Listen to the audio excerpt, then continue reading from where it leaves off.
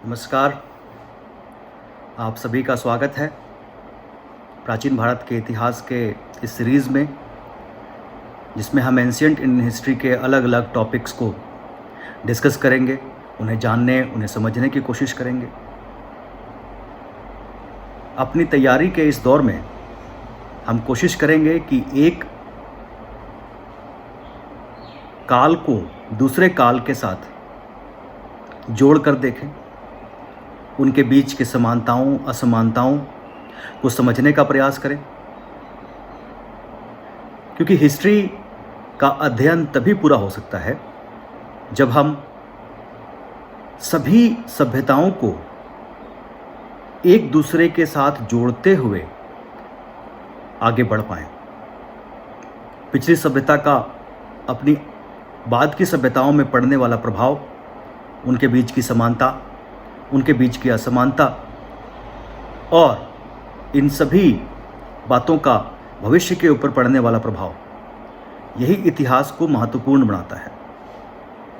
आज के अपने इस लेक्चर में हम प्राचीन भारत के इतिहास के यूपीएससी के सिलेबस के सबसे पहले अध्याय, पहला चैप्टर, पहला टॉपिक सिंधु घाटी की सभ्यता को पढ़ने और समझने की कोशिश करेंगे। हम ये जानने की कोशिश करेंगे कि सिंधु घाटी की सभ्यता इतनी महत्वपूर्ण क्यों है। आप सभी ने सिंधु घाटी की सभ्यता को या हड़प्पा सभ्यता को अपने स्कूल की किताबों से पढ़ना शुरू किया होगा। भारत का शायद ही कोई ऐसा व्यक्ति हो जिसने इस सभ्यता का नाम भी ना सुना हो। यह सभ्यता हमें बचपन से पढ़ाई जाती है।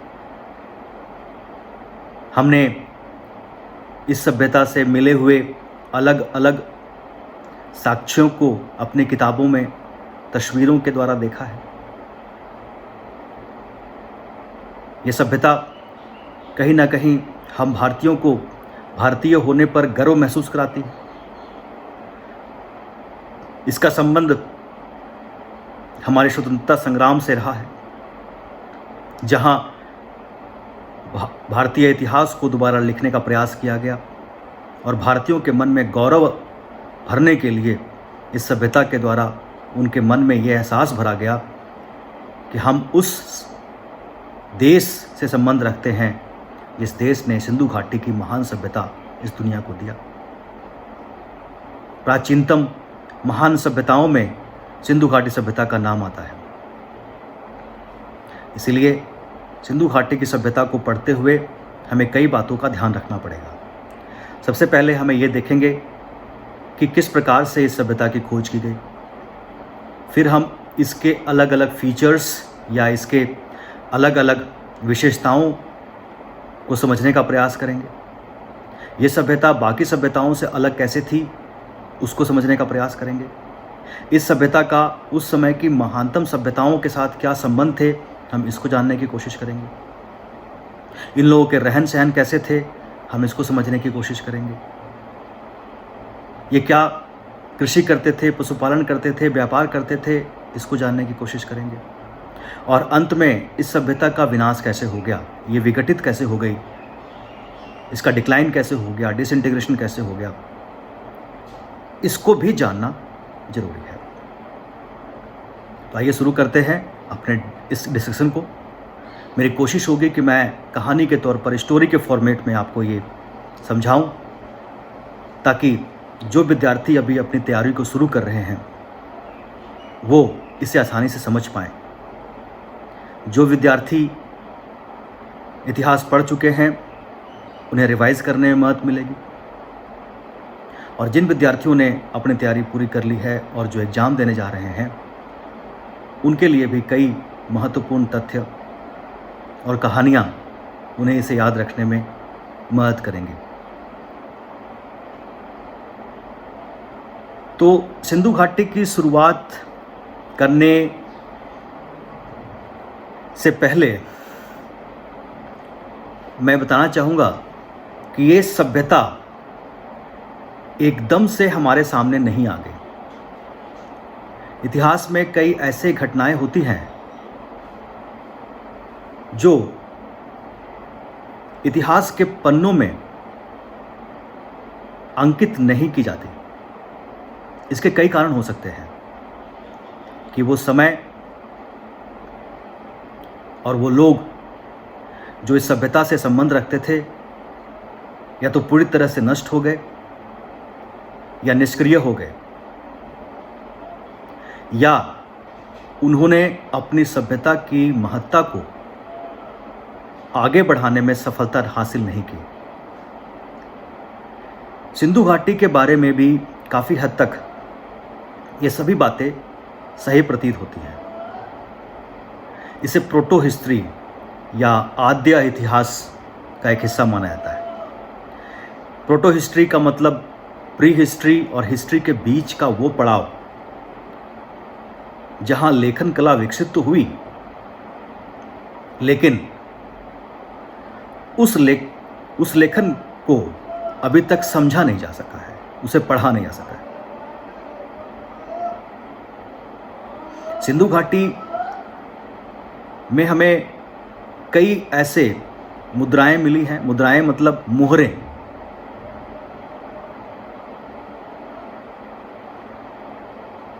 जिसमें जानवरों की, मनुष्यों की आकृतियां बनी हुई हैं और उसके चारों तरफ पिक्टोग्राफिक लिपि लिखी गई है। ये पिक्टोग्राफिक लिपि जो है उसे अभी तक डेसिफर नहीं किया जा सका है, उसे अभी तक पढ़ा और समझा नहीं जा सका है। यहाँ पर एक बात आप समझ लें कि किसी भी प्राचीनतम लेखन को पढ़ने का तरीका यह है कि उसे किसी वर्तमान भाषा के शब्दों के साथ या प्राचीनतम किसी ऐसी भाषा के शब्दों के साथ जोड़कर देखा जाता है जिसे पढ़ने में सफलता मिल चुकी है। अगर वो शब्द उसके साथ मिल रहे हैं तो उसके अर्थ भी, यानी कि उसकी मीनिंग्स भी उसके जैसे ही होंगे। परंतु दुर्भाग्य से सिंधु घाटी के जो शब्द हैं, पिक्टोग्राफिक जो वर्ड्स हैं, उसे किसी और भाषा के साथ नहीं जोड़ा जा पाया है, जिसके कारण कई ऐसी बातें हैं जिस पर हम सिर्फ और सिर्फ अनुमान पर निर्भर करते हैं। ऐसा हो सकता है कि ऐसी मान्यता रही होगी, यानी कि हम पूरी तरीके से ये नहीं कह सकते कि ये बात सही है या नहीं। अभी भी खोज जारी है और हो सकता है भविष्य में कुछ नई बातें भी सामने आए, लेकिन हमारा मकसद कुछ और है। हम यहाँ इतिहासविद नहीं बनना चाहते, हम यहाँ अधिकारी बनना चाहते हैं। तो हमें उन्हीं बातों का ध्यान रखना होगा जो सरकारी डॉक्यूमेंट्स हमें बताती हैं। तो सिंधु घाटी की जो लिपि है उसे तो नहीं पढ़ा जा सका। ये सभ्यता प्रोटो हिस्ट्री से संबंध रखती है, ये भी हम जानते हैं। ये सभ्यता एकदम से विकसित हुई होगी, ये भी नहीं हो सकता। कोई भी चीज़ एकदम से विकसित नहीं हो सकती। कोई भी चीज़ आराम से आपको मिल जाए, आसानी से मिल जाए, तो वो नेचुरल नहीं हो सकती, वो आर्टिफिशियल होगी। तो ये आर्टिफिशियल तो है नहीं। कहने का मतलब है कि एकदम से तो बनाई हुई चीज़ नहीं है। मनुष्य भी अगर बनाएगा तो एक स्तर पर स्टेप बाय स्टेप उसको बनाएगा। एकदम से तो इतनी महान सभ्यता विकसित नहीं हो सकती। नगरीय सभ्यता थी, इतने महान महान बड़े बड़े नगर एकदम से विकसित नहीं हो सकते। तो इस सभ्यता को 3 हिस्सों में बांटा जाता है। प्री हड़प्पा, मैच्योर हड़प्पा और तीसरा लेटर हड़प्पा। यानी कि हड़प्पा सभ्यता के विकास का पहला चरण, जिसमें वो नियोलिथिक या नवपाषाण काल था, जो बाद में चाल्कोलिथिक बना। चाल्को मतलब कॉपर, लिथिक मतलब पाषाण। उसके बाद फिर ये कॉपर या ब्रॉन्ज एज में पहुंचता है। अपने इंट्रोडक्टरी लेक्चर में बता चुका हूं कि मेहरगढ़ एक ऐसा स्थान है अफगानिस्तान में जहां से हमें नवपाषाण काल और उसके बाद हड़प्पा सभ्यता के विकास का क्रम दिखाई देता है। यानी कि उस स्थान में पहले नवपाषाण कालीन लोग रहा करते थे और बाद में हड़प्पा कालीन लोग भी रहने लगे, जो ये इंडिकेट करता है कि पाषाण काल से आगे के चरण में विकास का क्रम, डेवलपमेंटल फेज नेक्स्ट फेज तक पहुंचा, अगले चरण तक पहुंचा और हड़प्पा के मैच्योर एज तक पहुंचा। करीबन 6000 से लेकर के 2300 BC के आसपास का काल जो है ऊपरी हड़प्पा के फेज के नाम से जाना जाता है, यानी कि पहले फेज में आता है। 2300 टू अप्रॉक्सीमेटली 1800 BC का जो फेज है वो मैच्योर हड़प्पा के फेज में माना जाता है, जिस समय काल में हड़प्पा अपने चरमोत्कर्ष पे था, अपने डेवलपमेंट के सबसे एक्सट्रीम जेनियत पॉइंट पे था। उसके बाद हड़प्पा सिविलाइजेशन में डिक्लाइन का फेज आता है, यानी उसके विनाश की प्रक्रम या प्रक्रिया शुरू होती है, the phase of disintegration and decline.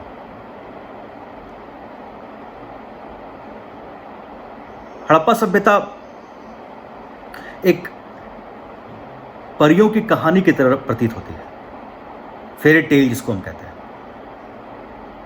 कई बार हम कहानियों में पढ़ते हैं कि एक राजकुमार था, वो घोड़े में बैठ के किसी खोज में निकला, काफ़ी दूर सफ़र किया, संघर्ष किया और एक ऐसे नगर में पहुंचा जो काफ़ी आधुनिक था, खुशहाल था, उन्नत था और वहाँ से एक कहानी एक नई दिशा लेती है। हड़प्पा सभ्यता के बारे में भी काफ़ी हद तक ऐसी ही कोई कहानी हमें दिखाई देती है। अनुमान लगाइए, आज से करीबन 5000 साल पहले, आज से 5000 साल पहले ऐसे नगर जो आज के आधुनिक नगरों को भी टक्कर दे रहे हैं, उनकी प्लानिंग, कंस्ट्रक्शन क्वालिटी, उनका तरीका, वो सब बेमिसाल थे। ऐसे नगर एकदम से तो नहीं बस गए होंगे, इनको बसने में काफी समय लगा होगा। किस प्रकार से ये बसे, किस प्रकार से ये विकसित हुए, किस प्रकार से इन्होंने इंटरनल और एक्सटर्नल ट्रेड किया, आंतरिक और बाहरी व्यापार, किस प्रकार से इन्होंने इंटरनल और एक्सटर्नल रिलेशंस इस्टेब्लिश किए, इन सभी बातों को समझने की ज़रूरत है।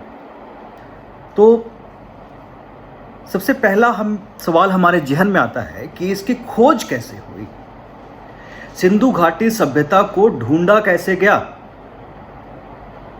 जाहिर सी बात है, ये आज़ादी से पहले ढूंढी गई, तो भारत सरकार ने तो इसे नहीं ढूंढा होगा, इसकी कोशिश अंग्रेजों ने की। अब अंग्रेज भारतीय इतिहास को जानना और समझना चाहते थे। कई अंग्रेज अधिकारी आर्कियोलॉजी में बहुत इंटरेस्ट लेते थे, पुराने सभ्यताओं को समझने की कोशिश करते थे और बाद में ईस्ट इंडिया कंपनी की सरकार ने और उसके बाद ब्रिटिश पार्लियामेंट की सरकार ने भारतीय इतिहास को जानने समझने के लिए अपने अधिकारियों को प्रेरित किया ताकि वो भारत को अच्छे से समझ सकें, जान सकें। ये बातें हम इंट्रोडक्टरी लेक्चर में डिस्कस कर चुके हैं। तो इसकी शुरुआत 2-3 नाम आप याद रखिएगा जो मैं बताऊंगा अभी, आपको मदद करेगा उस बात को समझने में। पहला नाम आता है चार्ल्स मेसन साहब का। चार्ल्स मेसन साहब जो है उन्होंने अपना यात्रा वृत्तांत लिखा है, अपनी ट्रैवल डायरी लिखी है। उसमें वो बलूचिस्तान, अफ़गानिस्तान और पंजाब में घूमते हुए उन्होंने एक सिविलाइजेशन की बात की। सबसे पहले उन्होंने इस चीज़ को अपने राइटिंग में बताया। हालांकि इस पे इतनी कोई स्टडी आगे नहीं बढ़ाई गई। शायद लगा हो कि यात्रा वृत्तांत या ट्रैवल डायरी में इंसान कई बातें ऐसी लिख देता है जो वो शायद अनुमान लगा रहा हो या सुनी सुनाई बात हो, शायद उसमें कोई फैक्ट ना हो। उसके बाद 1857 के आसपास उस क्षेत्र में, बलूचिस्तान वगैरह के क्षेत्र में रेलवे लाइन बिछाने का काम शुरू किया गया, लाहौर से मेरे ख्याल से कराची तक। तो उस समय भी उस काम के लिए कुछ ईंटों का इस्तेमाल किया गया, जिसके बारे में पता लगा कि ये सिंधु घाटी सभ्यता से संबंध रखती है।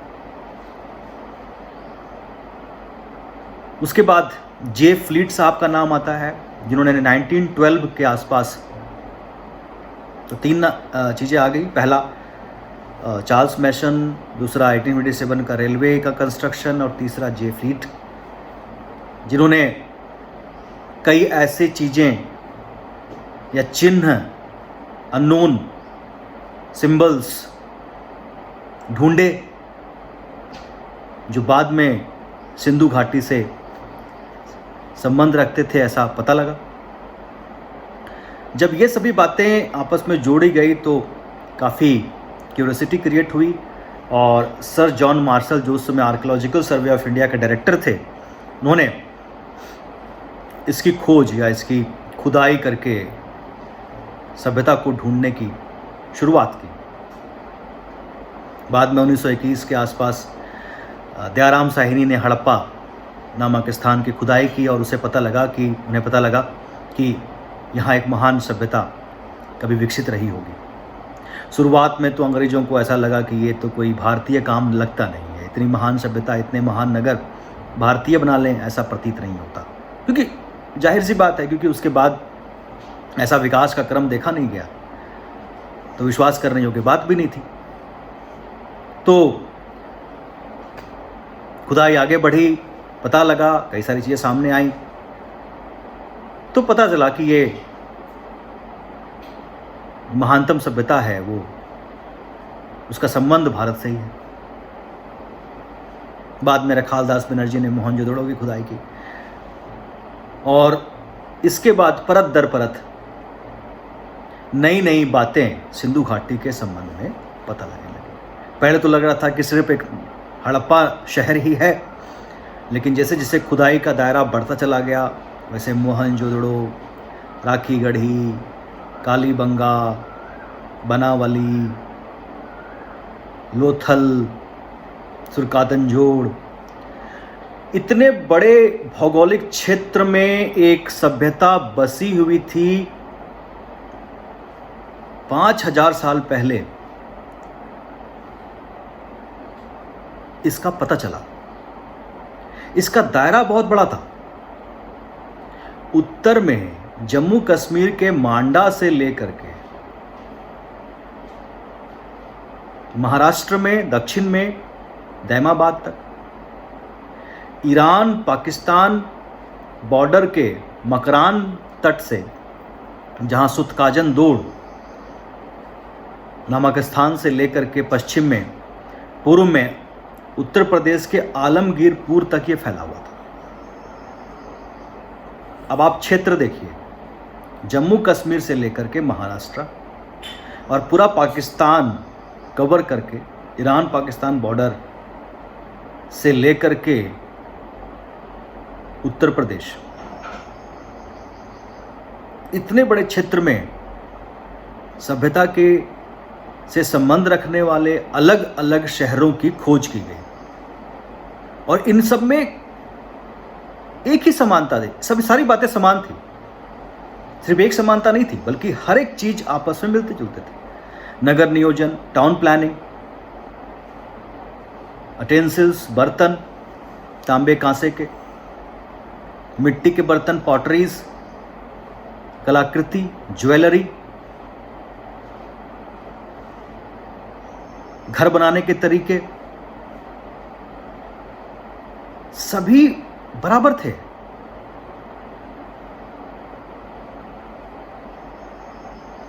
एक जैसे थे। ऐसा कैसे हो सकता है?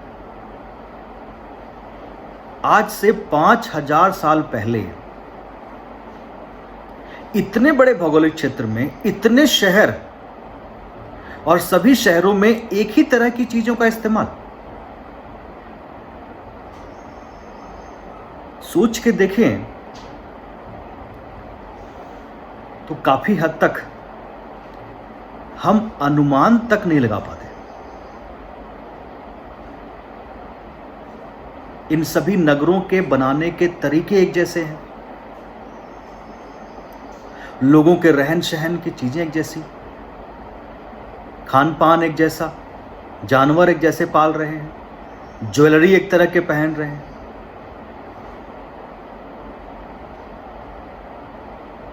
कैसे हो सकता है? यह सामंजस्य कैसे बैठाया जा सकता है? आज के काल में जब हमारा कम्युनिकेशन सिस्टम इतना स्ट्रांग है, हमारा ट्रांसपोर्टेशन सिस्टम इतना फास्ट है, तब भी हम ये नहीं समझ पाते, तब भी हम ये इंश्योर नहीं कर पाते कि हमारा हर शहर एक जैसा हो। हर जगह की अपनी कुछ अलग विशेषताएं होती हैं। तो 5000 साल पहले ऐसा कैसे हो गया? इन्हीं सब बातों पर ध्यान देने की जरूरत है। तो सिंधु घाटी सभ्यता के अलग अलग विशेषताओं पर हम जब ध्यान देते हैं, इनके अलग अलग फीचर्स को जब हम देखने की कोशिश करते हैं, तो सबसे पहला और महत्वपूर्ण जो इसकी विशेषता आती है वो आती है इसकी नगर नियोजन, टाउन प्लानिंग। ज्यादातर शहर दो हिस्सों में बटे, एक्सेप्ट धोलावीरा जो 3 हिस्सों में बटा हुआ था, और लोथल जो अकेला था, सिंगल। 2 हिस्सों में बटा होता था। पश्चिमी या वेस्टर्न पार्ट जो होता था वो सिटेडल होता था, यानी कि किला, छोटा सा किला। जो पूर्वी हिस्सा होता था या ईस्टर्न पार्ट होता था उसे लोअर टाउन कहते थे, यानी निचला शहर।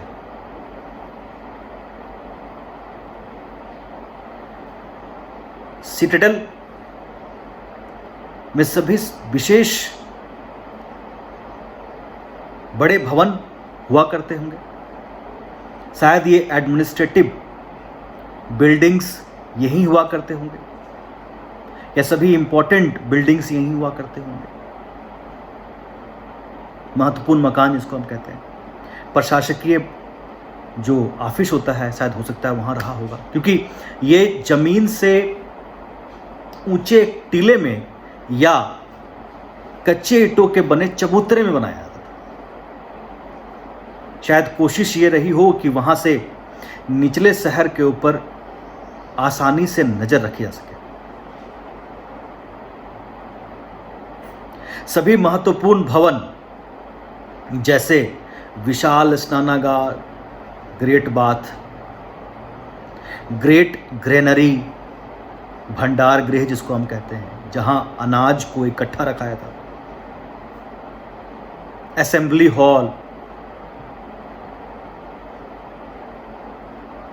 ये सभी भवन हमें सिटेडल एरिया में ही मिले।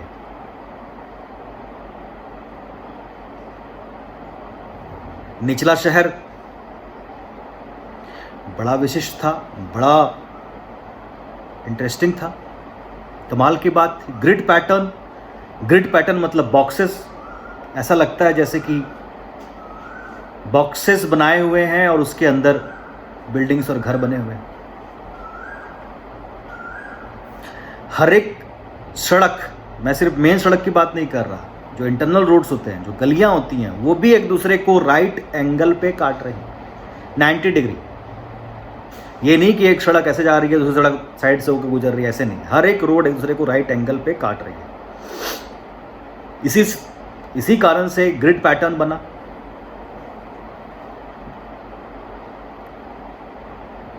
सत्रह फीट से 34 फीट, 17 फीट से 34 फीट चौड़ी सड़कें हुआ करती थी। सड़कों के किनारे लैंप पोस्ट हुआ करते थे, जिससे रात में आने जाने में दिक्कत ना हो। डस्टबिन हुआ करते थे कचरा वगैरह डालने के लिए, ताकि हर जगह पे कचरा लोग फेंकना शुरू ना करते।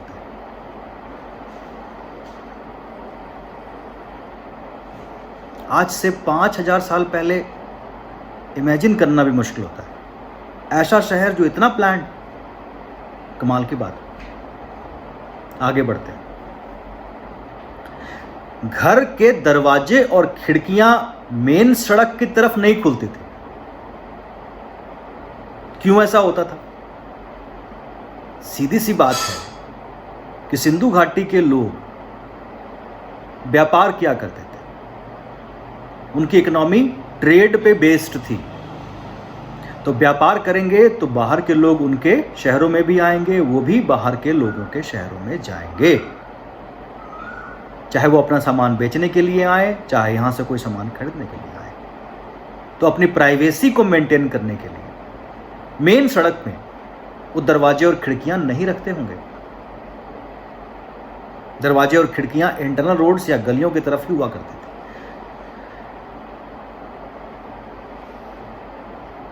शहर के चारों तरफ बाउंड्री हुआ करते थे, बाउंड्री वॉल। एक बाउंड्री वॉल में सिटेडल एरिया कवर होता था, एक बाउंड्री वॉल सारे शहर को कवर करती थी।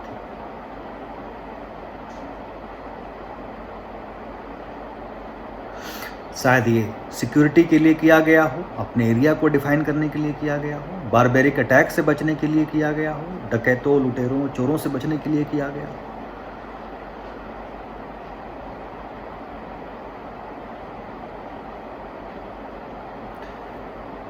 दो और महत्वपूर्ण बात है जिस पे ध्यान देने की जरूरत है। पहला बात कि इन शहरों में ड्रेनेज सिस्टम बहुत कमाल का था। यानी कि नालियां जो होती थी वो पक्की ईंटों की बनी होती थी। पूरे विश्व के इतिहास में ऐसा प्रमाण नहीं मिला कि किसी सभ्यता ने अपने नालियों को पक्के ईंटों से बनाया है, जिससे पर्सनल हाइजीन, साफ सफाई को लेकर के इंडस वैली के लोग कितने कंसर्न थे, यह स्पष्ट रूप से यहां दिखाई देता है। नालियां पक्की ईंटों की होती थी, ऊपर से ढकी हुई होती थी। ढकने वाले स्लैब में कहीं कहीं पे छेद बने होते थे ताकि उसे निकाल करके उसकी अंतर्न सफाई किया सके। इन नालियों का इस्तेमाल सिर्फ घर के वेस्ट पानी को बाहर निकालने के लिए होता था ऐसा प्रतीत नहीं होता। इसका मल्टीपल यूज था। जो हम वाटर हार्वेस्टिंग की बात आज के आधुनिक युग में कर रहे हैं, उसका इस्तेमाल इंडस वैली वाले आज से 5000 साल पहले किया करते थे। जो भी पानी बरसात के रूप में सिटेडल एरिया में गिरती थी या घरों में गिरती थी, वो नालियों से होते हुए शहर के बाहर, दीवार के बाहर बने हुए बड़े बड़े रिजर्वॉयर में इकट्ठे कर दी जाती थी। बड़े बड़े गड्ढे बने होते थे जो ऊपर से कवर्ड होते थे, उसमें डाल दिया जाता था। आप सोचिए, आज से 5000 साल पहले अंडरग्राउंड वाटर लेवल को लेकर के सिंधु घाटी के लोग कितने जागृत थे, कितने एक्टिव थे। ऐसा प्रमाण भी मिला है कि सिंधु घाटी के लोग बड़े बड़े डैम भी बनाया करते थे, नदियों को रोक करके उसके पानी का इस्तेमाल अपने एग्रीकल्चर के लिए किया करते थे। ऋग्वेद में एक श्लोक भी आया है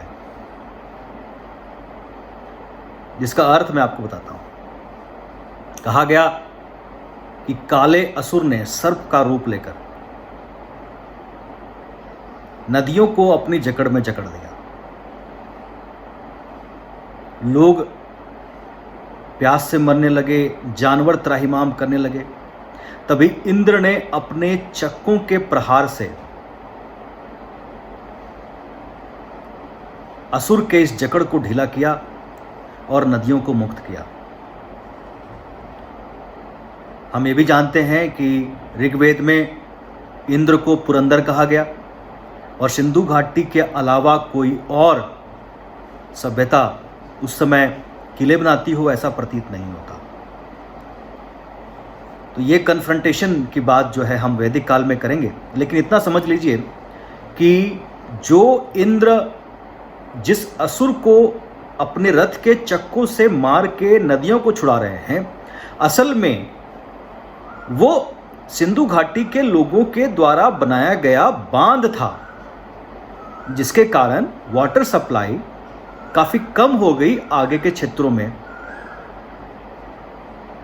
और इन बांध को तोड़ना मतलब सर्प के उस जकड़ से नदियों को मुक्त करना।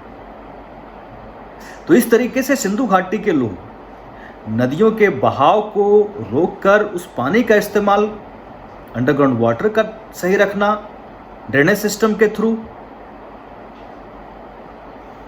ये अपने आप में एक बेमिसाल उदाहरण प्रस्तुत करते हैं। इन लोगों के मकान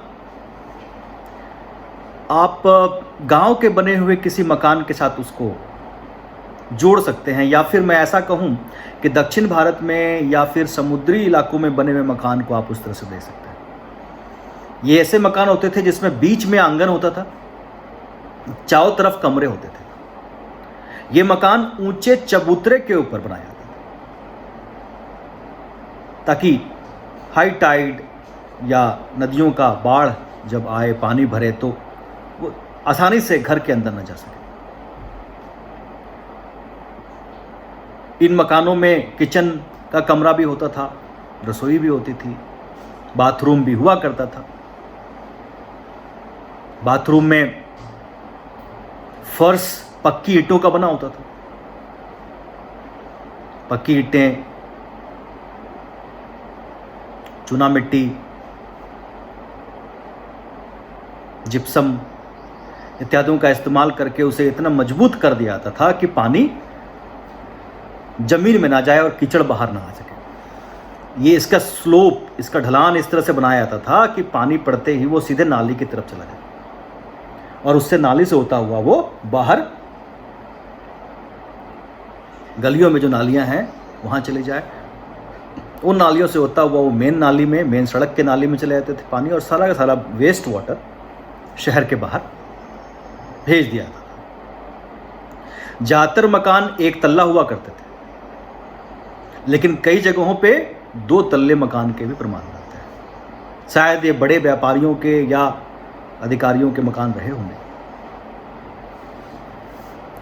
कई मकानों में ऊपर के तल्ले में भी बाथरूम का प्रमाण मिला है, लेकिन वो पानी जो बाथरूम का है वो बिल्कुल इंटरनल पाइपिंग सिस्टम से नालियों में जाता था। ये पाइप मिट्टी के बने हुए पाइप हुआ करते थे। इतनी ऑर्गेनाइज्ड सिस्टम हमें कहीं और किसी और सभ्यता में दिखाई नहीं देती। इनके सिटाडेल में बना हुआ ग्रेट ग्रेनरी और ग्रेट बाथ अपने आप में बेमिसाल है। ज्यादातर भंडार गृह या ग्रेनरी नदियों के तरफ हुआ करते थे। ऑब्वियस सी बात है, ज़्यादातर सामानों को लाने ले जाने का काम नदियों से नावों के द्वारा ही किया जाता होगा, क्योंकि ये भारी होती हैं और एक नाव में काफ़ी सारा सामान भी आया था। अनाज का भंडारण कई कारण से किया जाता होगा। पहला कारण सिक्योरिटी पर्पस, कभी अनाज ज़्यादा नहीं हुआ, अकाल पड़ गया, तो उस समय के लिए उनके पास अनाज का भंडार होना जरूरी है। आज भी हमारी सरकारें करती हैं। दूसरा कारण व्यापार, ट्रेड, ये लोग अनाज को बाहर भेजते होंगे, उसके बदले में कुछ और व्यापार किया करते होंगे। अच्छे अनाज की उत्पादन यानी ज़रूरत से ज़्यादा उत्पादन तो व्यापार को जन्म देती है। तीसरा कारण जो सबसे महत्वपूर्ण है, सबसे इम्पोर्टेंट है, अब इतने बड़े शहर को चलाने के लिए एक एडमिनिस्ट्रेटिव सिस्टम का होना बहुत ज़रूरी है। तो कई ऐसे लोग भी रहे होंगे जो सिर्फ और सिर्फ एडमिनिस्ट्रेशन का काम ही कर रहे होंगे। उन लोगों को उनके काम के बदले सैलरी तो देनी पड़ेगी। अब कॉइनेज सिस्टम का तो इजाद उस समय हुआ नहीं था, कोई मुद्रा तो थी नहीं, तो कैसे करेंगे? तो अनाज के द्वारा, उनके ज़रूरत की चीज़ों के द्वारा उनकी ज़रूरतों को पूरा किया जाता रहा होगा, ऐसा प्रतीत होता है। हड़प्पा में मिली ग्रेट ग्रेनरी 2 ब्लॉक्स में बटी हुई है। उन ब्लॉक्स में अलग अलग सेल बने हुए हैं, शायद अलग अलग सेल में अलग अलग अनाज रखा जाता होगा। उसके बाहर पक्की ईंटों का एक गोलाकार आकृति मिला है, शायद अनाज को पीसने का काम उस आकृति में किया जाता होगा। मोहनजोदड़ो की ग्रेट बात, इसके बारे में मैं आपको एक बात बताऊं कि करीबन इस सभ्यता को 5000 साल हो गए। आज उसका फर्श देखेंगे तो वो ऐसा प्रतीत होता है जो 10-15 साल ही पहले बनी हो। उसे देखकर ये नहीं कहा जा सकता कि ये इतने साल पुरानी बनी हुई कोई चीज है, कोई स्ट्रक्चर है। जैसी थी वैसी है। फर्श की बात कर रहा हूं। एक करीबन 7.5 साढ़े 12 फुट लंबा, 7.5 फुट चौड़ा और 2.5 फुट गहरा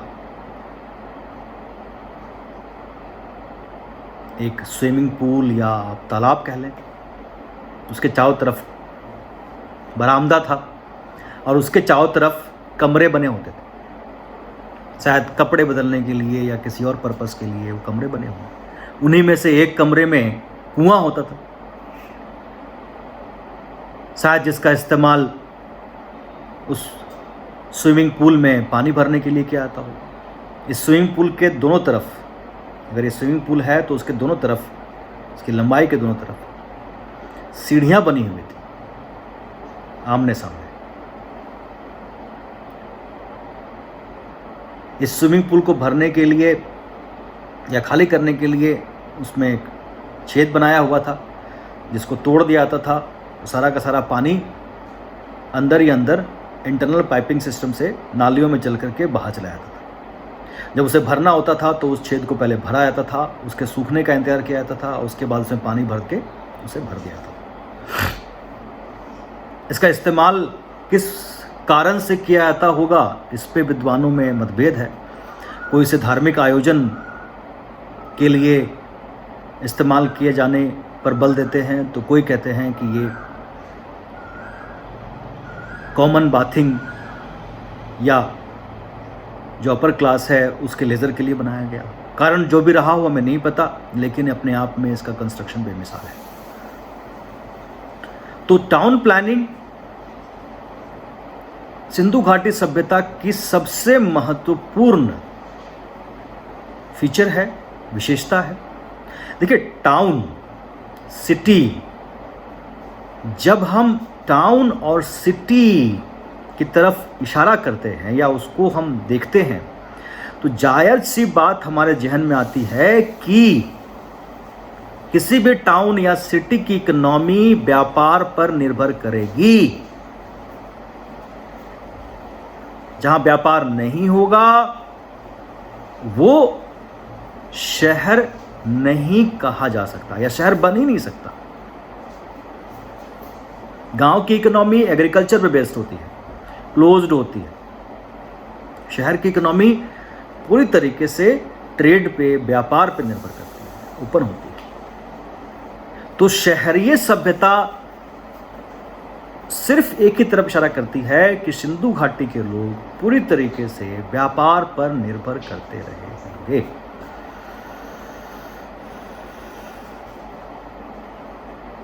चबूतरे के ऊपर सिटाडेल, नीचे लोअर टाउन, आम लोगों के रहने की जगह, पूरी प्लानिंग से बनी हुई सड़कें, घर, हर एक व्यवस्था बड़ी बेमिसाल। ये था सिंधु घाटी का टाउन प्लानिंग। नेक्स्ट उनका व्यापार आता है, ट्रेड। तो व्यापार की जब हम बात करते हैं तो ये इंटरनल भी होता है, एक्सटर्नल भी होता है। इंटरनल मतलब आप कच्चा माल लेके आएंगे, वो एक्सटर्नल से भी ला सकते हैं, लेकिन ज़्यादातर कोशिश होती है कि नज़दीक से ही कच्चा माल आ जाए ताकि ट्रांसपोर्टेशन कॉस्ट कम हो। इंटरनल भी करेंगे, आप चीज़ें बनाएंगे तो अपने आसपास भी बेचेंगे, ऐसा तो है नहीं कि सिर्फ बाहर जाके बेचेंगे। तो इंटरनल एक्सटर्नल दोनों ट्रेड यहाँ पर विद्यमान था। सुमेरियन, मेसोपोटामियन, इजिप्ट, इन सभी के साथ इनके व्यापारिक संबंध थे। मेसोपोटामिया के राइटिंग से मिल हुआ, सिंडन, इस तरह के शब्दों का इस्तेमाल किया है।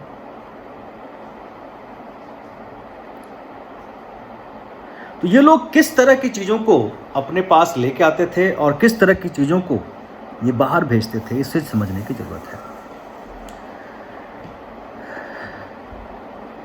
पुरातात्विक खोज से ये पता लगा है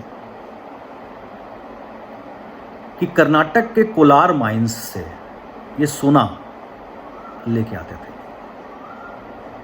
राजस्थान के खेतड़ी माइंस से ये कॉपर लेके आते थे, अफगानिस्तान और ईरान से ये चांदी लेके आते थे, precious stone, semi precious stone लेके आते थे।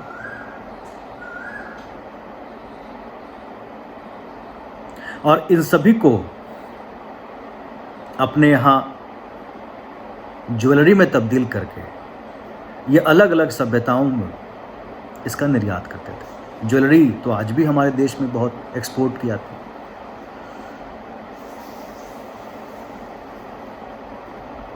जाहिर सी बात है इन्हें मेटलर्जी की पूरी जानकारी थी। कॉपर का तो इस्तेमाल करना ये सीख ही गए थे। कॉपर में टिन मिला करके ब्रॉन्ज बनाने का तरीका भी इन्होंने सीख लिया था। हमने ब्रॉन्ज बहुत सारे स्टेचूज देखे हैं। जब आर्ट एंड कल्चर डिस्कस करेंगे तो उसको भी डिस्कस करेंगे। इन मेटल्स को बना करके इनके बेड्स बनाने पतले पतले, और उसका इस्तेमाल फिर ज्वेलरी बनाने के लिए, बाकी अन्य चीज़ों बनाने के लिए, हथियार बनाने के लिए, औजार बनाने के लिए ये किया करते थे। तो मेटलर्जी की तो अच्छी खासी जानकारी इनको रही होगी। इनके आभूषणों के बारे में, ज्वेलरी के बारे में आपको एक बात बताऊं कि अगर इनकी ज्वेलरी को आज भी आप बाज़ारों में बेचने के लिए भेज दें तो अच्छी खासी डिमांड मिल जाएगी। इनके ब्रेसलेट, बाजूबंद, नेकलेस, ये सभी चीज़ें आज भी आपको आसानी से इनके ग्राहक बाजार में मिल जाएंगे। इतने शानदार हुआ करते थे।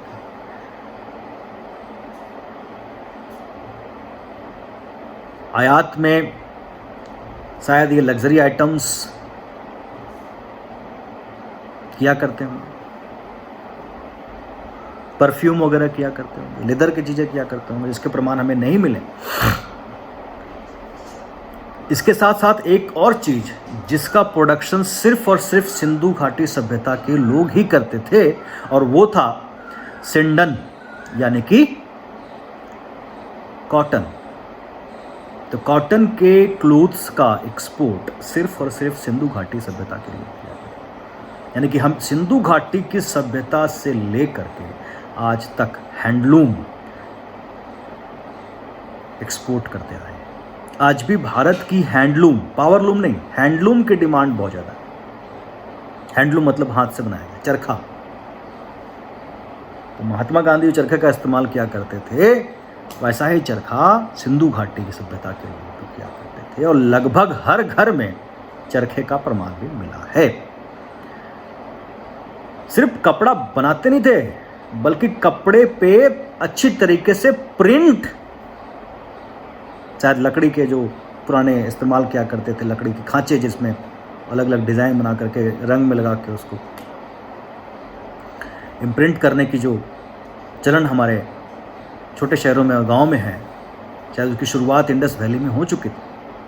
और इसका प्रमाण हमें उस प्रीस्ट के स्टेचू में मिला है, जिसकी आधी आंखें बंद हैं, जिसकी हल्की हल्की दाढ़ी है, मूंछ नहीं है, सर पे एक पट्टा बंधा हुआ है और उसने एक शॉल लिया हुआ है एक तरफ से दूसरी तरफ, जिसमें इम्प्रिंट हमें दिखा।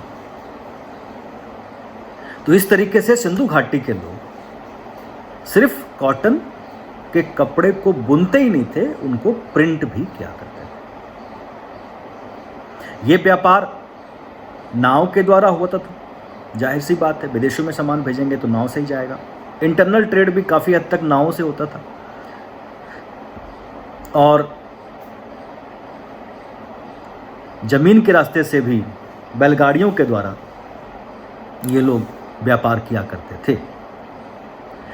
जो जो स्थान हमें सिंधु घाटी सभ्यता के शहरों को दिखाते हैं, वो सभी स्थान उन स्थानों पे हैं, या तो जहाँ से कच्चा माल आ रहा हो या जहाँ से उसे बाहर भेजने की तैयारी की जा रही है। ये नगर हर जगह नहीं बसा दिए गए, उन नगर की अपनी एक ज़रूरत थी, एक जोग्राफिकल लोकेशन की इम्पोर्टेंस थी, इसलिए उनको उन जगहों पे बसाया गया होगा, ताकि एक जगह से अगर कारवां निकलें व्यापार करने के लिए, चाहे वो कच्चा माल के लिए हो लाने के लिए या फिर बना हुआ माल आगे बाज़ार तक पहुंचाने के लिए हो, तो वो अलग अलग जगहों पर जाए, रुके, उसे बेचे या कच्चा माल ले और आगे की तरफ बढ़े। तो वो लोकेशन फिक्स था और उस तरीके से अलग अलग नगरों में होते हुए अपने लक्ष्य तक पहुंचते थे।